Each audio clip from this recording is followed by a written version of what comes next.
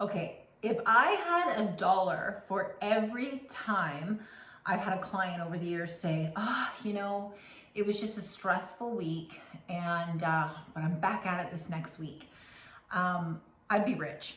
But in my early years of coaching, I would typically just say, hey, it's great, I'm glad you're aware of that, and get back on, right?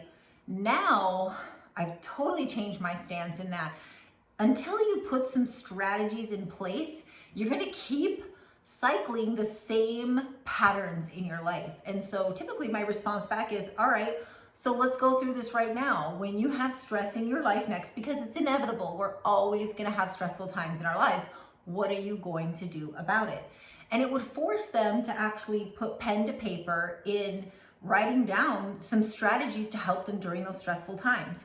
Well, this is the same with the cards, and this is why, I don't always like to call them losses, because you're truly learning from your losses. In fact, you should really lean in and embrace the losses because it allows you to then write down strategies to help you for the next time. But that's the key. You've got to take the time to write down 2 or more, I say no less than 2 strategies that would have had you winning the agreement that you lost. And sometimes it's common sense, I get it. It's like I've hit snooze and you're like, obviously I should just not hit the snooze. But what else? Okay, maybe I need to be going to bed earlier. Maybe I need to change the ringtone on my phone. Maybe I need to put it further away from me.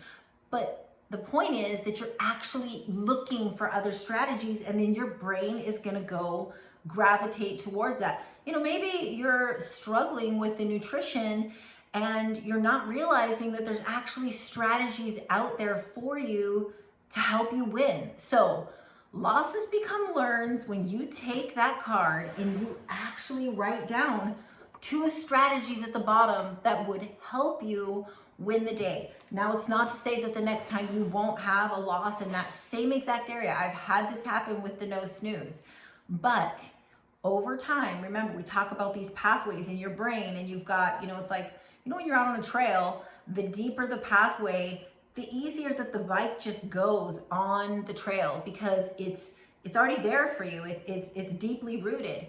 This is what you need to do with new patterns, new decision making, new choices. So turn those losses into learns by writing down no less than 2 strategies. I promise you that over time, you will have less losses of that same exact thing that you've maybe been cycling for years if you do this practice.